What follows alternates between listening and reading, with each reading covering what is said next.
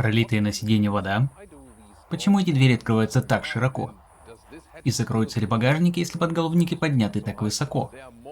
Nissan X-Trail или Nissan Rogue, как его называют на рынке Северной Америки, таит в себе больше сюрпризов, чем вы ожидали. Сегодня у нас на обзоре обновленная версия, а также новая комплектация N-Track, европейское название. Это специальная версия с внедорожным характером, которая в Северной Америке называется Rock Creek. С вами Томас и Авточувство. Давайте изучим автомобиль в деталях. 4К на полный экран и во всю длину. Поехали. И давайте начнем с передней части. Выглядит действительно дерзко. Да, весьма крутой вид. А вы как думаете? Поделитесь в комментариях. Перед нами так называемая версия N-Track, повторюсь, актуальна для Европы, которая в США носит имя Rock Creek. В верхней части у нее особые элементы дизайна. Красные акценты на логотипе Nissan и вот эти черные вставки. У стандартной версии они были бы окрашены в цвет кузова. В нижней части тоже есть эти красные акценты. Выглядит очень эффектно, не так ли? Новый цвет называется Sukoma Blue, а этот новый бежево-песочный оттенок Baja Storm или Coastal Dune. Длина автомобиля составляет 4,68 метра. И здесь установлены черные 19-дюймовые колесные диски. Смотрится изящно. Версия для Северной Америки поставляется с настоящими внедорожными шинами на 17-дюймовых дисках. Очевидно, в Европе от владельцев не ждут поездок по серьезному бездорожью. Кстати, Nissan Qashqai, бывший Rogue Sport, это младший брат, а наш сегодняшний герой X-Trail старший. Как можно заметить, задняя часть автомобиля стала немного массивнее, чтобы, по крайней мере, в Европе вместить опциональный третий ряд сидений на 7 мест. Кроме того, этот экземпляр оснащен так называемой системой e-Power. Чуть позже я подробно объясню, что это значит. Для всех этих версий обновили задний бампер. В целом сзади стало чуть больше элементов, окрашенных в цвет кузова. А наша специальная версия N-Track, она же Rock Creek, снова щеголяет красными акцентами. Также здесь красуется крупная надпись X-Trail. Логотипы Force в данном случае указывают на то, что перед нами полноприводная модификация. И, конечно, мы обязаны поговорить о концепции силового агрегата. На некоторых рынках модель все еще предлагается с 1,5-литровым трехцилиндровым турбомотором. Однако европейский рынок полностью сфокусирован на так называемой концепции e-Power. Здесь под капотом тоже установлен 1,5-литровый трехцилиндровый двигатель, но он не имеет прямой связи с колесами. Колеса вращают электродвигатели, либо только на передней оси, либо на обеих, как в нашем полноприводном варианте. В данном случае сзади установлен дополнительный электромотор, так что по своей сути автомобиль едет как настоящий электромобиль, но энергию для него вырабатывает двигатель внутреннего сгорания. Проще говоря, на ходу он ведет себя в точности как электрокар. При этом вы заправляете машину на обычной АЗС. В этом заключается их особая концепция. Время разгона до сотни составляет от 7 до 8 секунд, в зависимости от переднего или полного привода. В обоих вариантах мощность составляет чуть больше 200 лошадиных сил. Давайте посмотрим, какого расхода топлива нам удастся добиться сегодня. Это тоже крайне интересный момент. А теперь оценим двери. Классические дверные ручки, я это очень ценю. Слушаем звук закрытия. Приятный. Надо признать, спереди он звучит чуть благородней. Внутренняя отделка дверей уже в этой зоне порадует мягким пластиком. Так что здесь все отлично. Вот в этом месте, куда ложится локоть, покрытие тоже мягкое. Кнопки стеклоподъемников и прочие органы управления классические, пользоваться ими удобно. Блок регулировки боковых зеркал также просто в освоении. А вот вся нижняя часть дверей выполнена из жесткого пластика.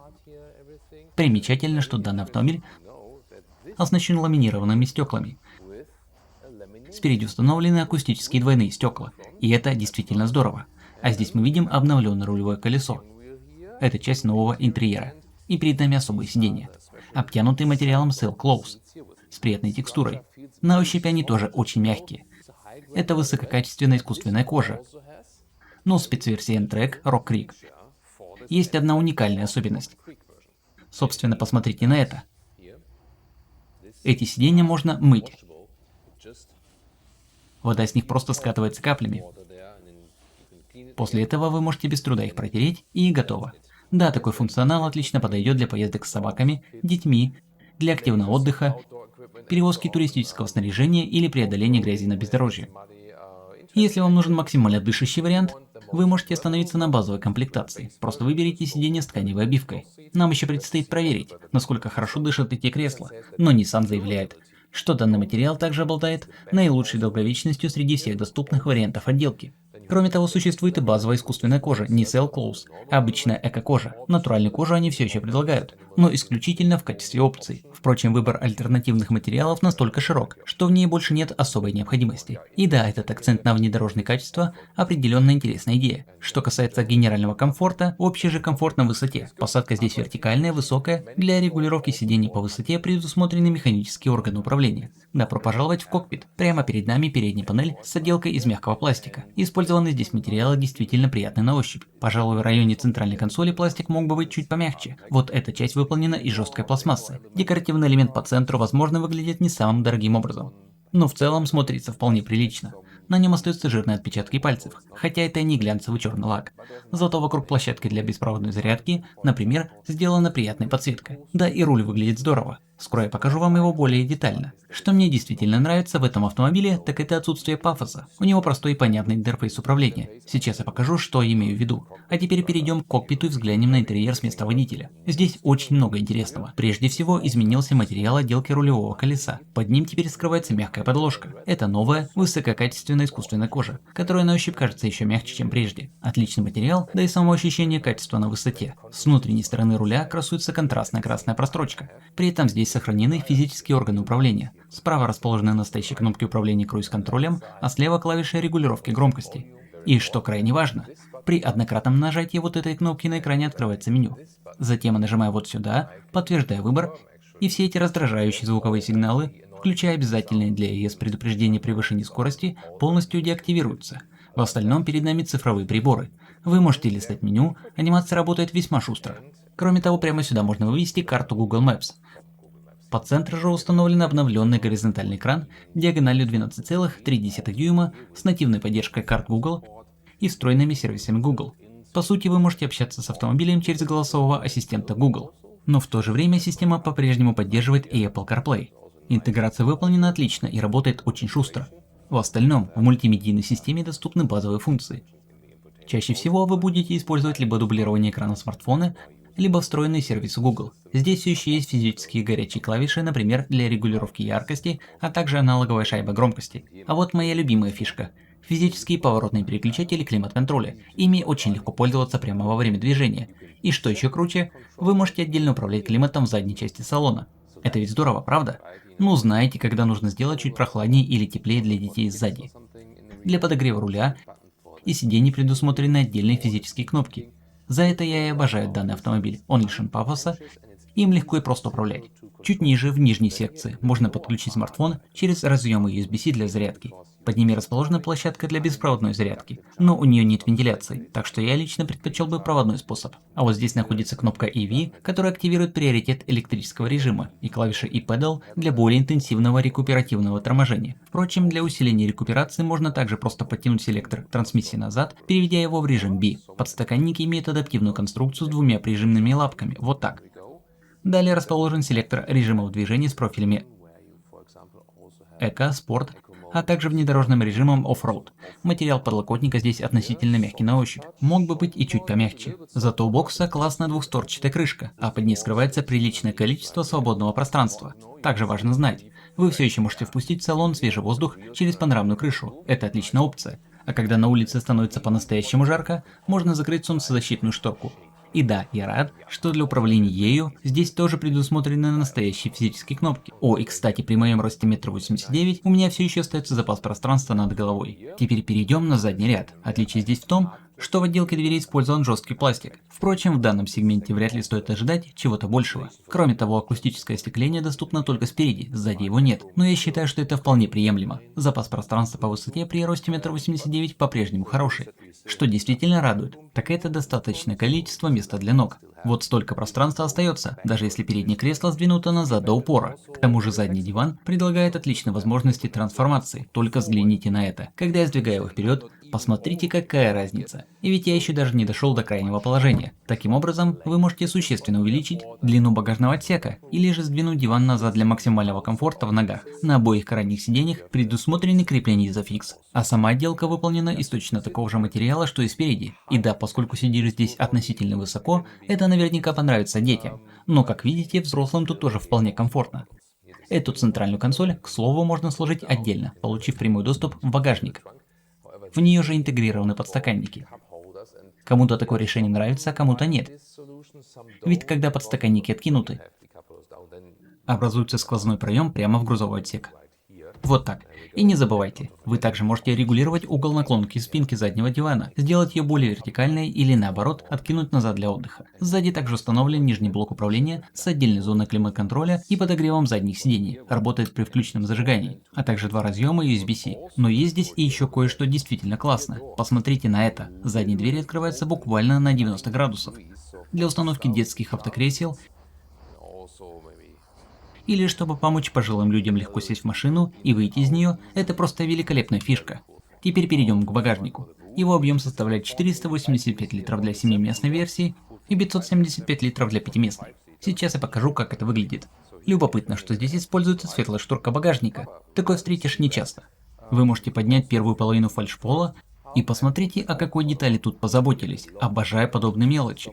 Поверх пластика в местах фиксации наклейка из фетра, чтобы панели не царапали внутреннюю обшивку. Я просто в восторге от такого внимания к деталям. А еще тут предусмотрели вот такие фиксаторы для ремней безопасности в 7-местной версии, благодаря чему сиденье можно легко сдвигать вперед и назад. Я очень ценю подобную заботу.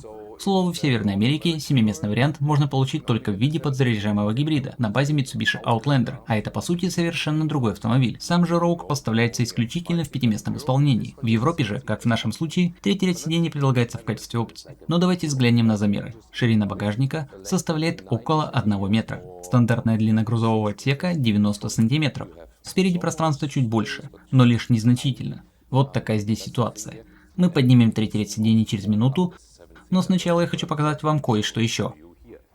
Как я уже сказал, 90 сантиметров это стандартная глубина багажника. Но если сдвинуть эти сиденья вперед и немного изменить угол наклона их спинок, вы получите гораздо больше полезной длины. Так что, конечно, возможности трансформации здесь просто отличные. До этой точки длина составляет 1,17 метра. А если полностью сложить сиденья, то мы получим уже 1,74 метра по всей длине. В общем и целом багажник очень практичный. И не забывайте, что погрузочная высота составляет 80 сантиметров. Как видите, сам проем имеет форму правильного квадрата. А теперь давайте поднимем третий ряд сидений. Обратите внимание, что чемодан для ручной клади все еще помещается за ним вот таким образом. И посмотрите на подголовники. Они выдвигаются очень-очень высоко. На самом деле это обусловлено требованиями американских стандартов безопасности. А теперь взгляните, сможет ли при таком положении вообще закрыться крышка багажника? Давайте проверим и заодно узнаем, не сломаем ли мы машину. Итак, нажимаем. О! Я просто глазам своим не верю. Надо же. Потрясающе. Сейчас я немного сдвинул второй ряд вперед, чтобы там все еще можно было сесть. И если потянуть за этот рычаг, можно сразу же сместить кресло вперед для прохода. Как видите, свободного места на третьем ряду практически не остается. Креплений Isofix здесь также нет, и хотя запас пространства над головой тут не главная проблема. Мне даже нет смысла пытаться сесть туда самому, я туда попросту не помещусь. Так что для взрослых этот ряд не подходит. Для совсем маленьких детей из-за отсутствия Isofix тоже, по сути, он рассчитан на кого-то среднего возраста. Давайте начнем движение на Nissan X-Trail или Nissan Rogue с этой системой e-Power. И как я уже говорил ранее, самое интересное заключается в том, что вы по сути управляете электромобилем, который заправляется бензином. Это определенно весьма необычно, но давайте разберемся. И есть ли у такого решения свои плюсы и минусы? Об одном преимуществе я могу рассказать уже сейчас. И оно особенно заметно, когда вы неспешно катитесь здесь, среди сельских пейзажей. В салоне царит тишина. Двигатель зачастую полностью заглушен. Иногда, когда требуется больше мощности, мотор снова вступает в работу. Да и сама отдача мощности здесь точно такая же, как у электрокара. Вы можете дозировать ее очень плавно. Кроме того, здесь можно рекуперировать энергию, поскольку в автомобиле установлена батарея, пусть и не очень большая. Для управления замедлением можно использовать обычный режим D, можно переключиться в режим B. Тогда вы уже почувствуете эффект, схожий с торможением двигателем. Либо можно активировать функцию e-Pedal. Она обеспечивает еще более интенсивное рекуперативное торможение, что максимально приближает повадки машины к чистому электромобилю. Чуть позже, когда сзади никого не будет, мы проведем еще несколько тестов, чтобы посмотреть, как это работает на практике. Давайте повернем прямо здесь. Так, готово. Я просто хочу убедиться, что позади нас никого нет. Заодно мы можем проверить систему камер. Здесь также доступен виртуальный обзор сверху птичий глаз. Отлично. Да, маневрировать на этой машине во дворах и на парковках действительно просто. А теперь я могу снова продемонстрировать вам режим D. Я полностью убираю ногу с педали акселератора и ничего не происходит.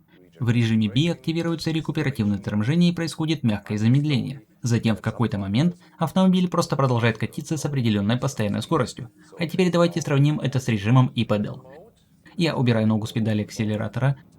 Замедление становится гораздо более интенсивным. Машина все еще не останавливается полностью, как это бывает на чистокровных электромобилях, но замедляется намного эффективнее. Так что вы можете выбрать именно этот режим, который вам больше по душе. Кроме того, можно активировать режим EV, если вы действительно хотите отдать приоритет электрическому ходу, например, при въезде в жилой квартал. Автомобиль и сам всегда глушит двигатель при первой возможности, но с помощью этой кнопки вы можете дать ему более четкую команду, заявляя: «Эй, давай сделаем это прямо сейчас». Как я уже упоминал, материал отделки рулевого колеса действительно приятный. Руль отлично лежит в руках. Само рулевое управление ощущается естественным, с хорошей обратной связью. Команды рулем точно передаются на дорогу. Покрытие здесь слегка неровное. И да, эти 19-дюймовые диски определенно транслируют дефекты полотна в салон. Так что подвеску не назовешь, скажем так, самой изысканной или всеядной. К тому же 19-дюймовые колеса — это, конечно, уже довольно крупный размер. Вообще линейка дисков варьируется от 17 до 20 дюймов, но лично я бы точно не стал брать 20 диаметр. В Северной Америке, разумеется, можно взять базовые 17-дюймовые колеса с внедорожными шинами, которые однозначно обеспечат гораздо более мягкий ход. Сейчас мы также можем выехать на автомагистраль. Давайте поближе познакомимся с динамическими возможностями этой системы ePower. И, конечно, мы обнулим показатели бортового компьютера, чтобы замерить реальный расход топлива. Перед тем, как сбросить суточный пробег, я сделаю для вас еще одно ускорение. А чуть позже мы детально поделимся результатами. И действительно, плавность хода — это пока самое классное, что мы здесь заметили. В окнах также установлены ламинированные стекла. Благодаря этому в городе сохраняется отличная тишина. Давайте посмотрим. Останется ли салон таким же тихим на автомагистрали по сравнению с другими автомобилями, которые могут не иметь акустического остекления? Это как раз то, о чем я говорю применительно к движению в режиме старт-стоп. Если ехать аккуратно, вы получаете очень плавное ускорение и замедление. Система дает вам возможность передвигаться в точности, как на электромобиле. Подобное решение может служить отличной переходной технологией для регионов, где зарядная инфраструктура еще развита недостаточно. Так что, особенно для городских поездок, это имеет абсолютный смысл. К тому же вся эта система снижает расход топлива. Само собой, чем выше ваша скорость на автомагистрали, тем меньше преимуществ у системы ePower по сравнению с обычным традиционным ДВС. Давайте сформулируем это так.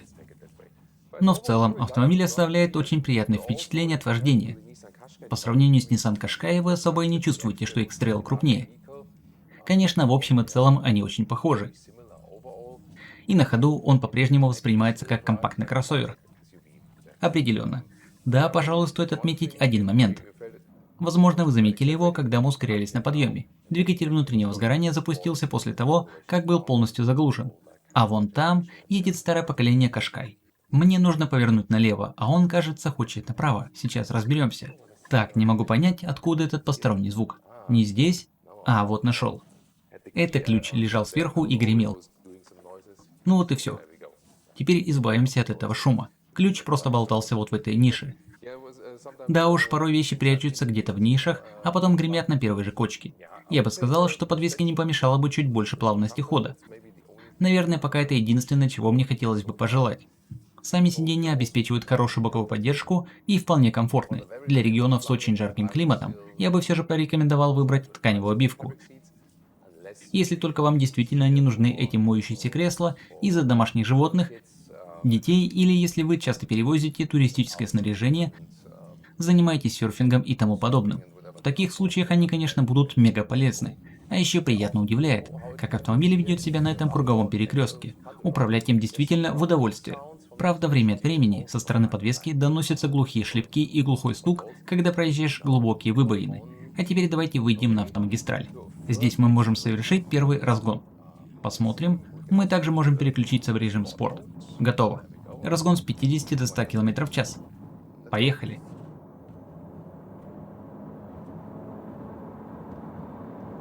Вот и все. На самом деле получилось даже с 45 до 100 км в час. Надо признать, действительно быстро. Так что здесь вы тоже получаете очень резвую отдачу мощности. Повторюсь, это связано с тем, что электродвигатели выдают мгновенный крутящий момент.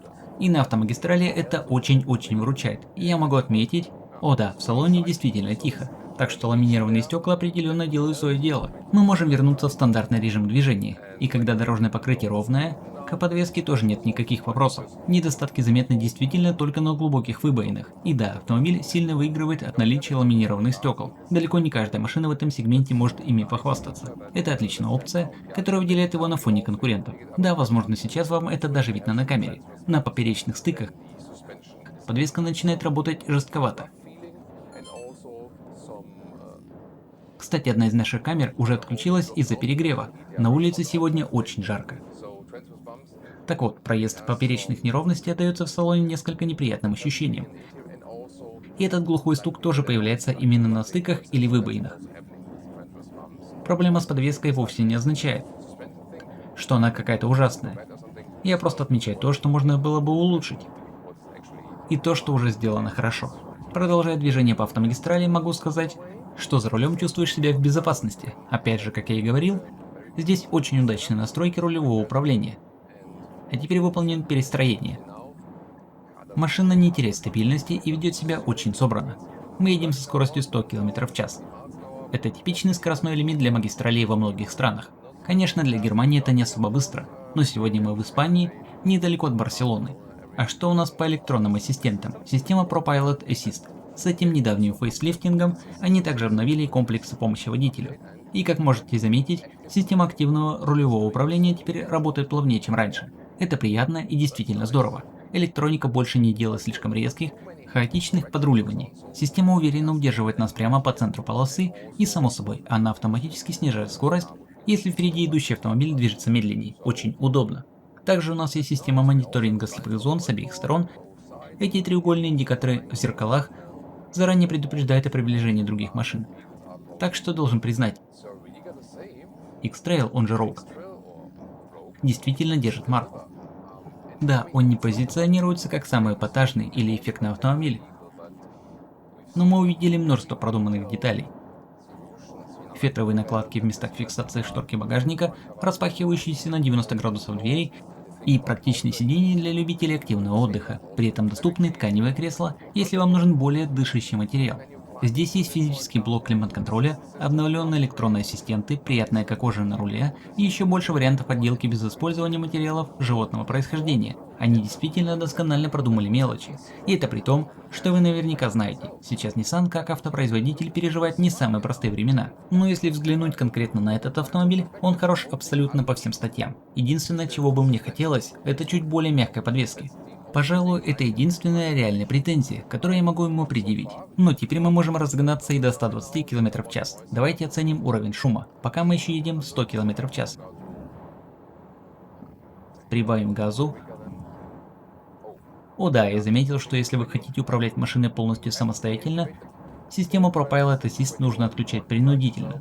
Плавного перехода между автоматическим и ручными режимами здесь нет. Вы либо едете на автопилоте, либо полностью деактивируете все эти системы, потому что иначе они вмешиваются слишком навязчиво. На более высоких скоростях в салоне все еще довольно тихо, без каких-либо назойливых аэродинамических шумов от ветра. Так что на автомагистрали автомобиль ведет себя очень достойно. А вот теперь мы как раз поехали 120 км в час. Я отчетливо слышу легкий гул со стороны крыши. У нас ведь здесь установлена панорама. Поэтому если у вас тоже будет опция панорамной крыши, я бы порекомендовал закрыть солнцезащитную шторку во время езды на трассе. Что касается топливной экономичности, то наш средний расход составил около 6 литров на 100 км, так что эта гибридная система действительно работает. И учтите, что такой результат был получен в условиях частой езды по автомагистралям. Если вы будете реже выезжать на трассу и больше передвигаться по городу, показатели экономичности окажутся еще внушительнее. Да, автомобиль определенно получился крайне интересным, а для версии Track дизайнеры подготовили свежебрутальный облик с внедорожными акцентами. центами. Цена на модель начинается примерно с 30 тысяч долларов США или с 38 тысяч фунтов стерлингов в Великобритании. В Германии начальная стоимость европейской версии составляет 43 тысячи евро, причем в эту базу уже включена силовая установка и Power. Если же вы выберете полноприводную модификацию, в максимальной комплектации цена вырастет до 56 тысяч евро.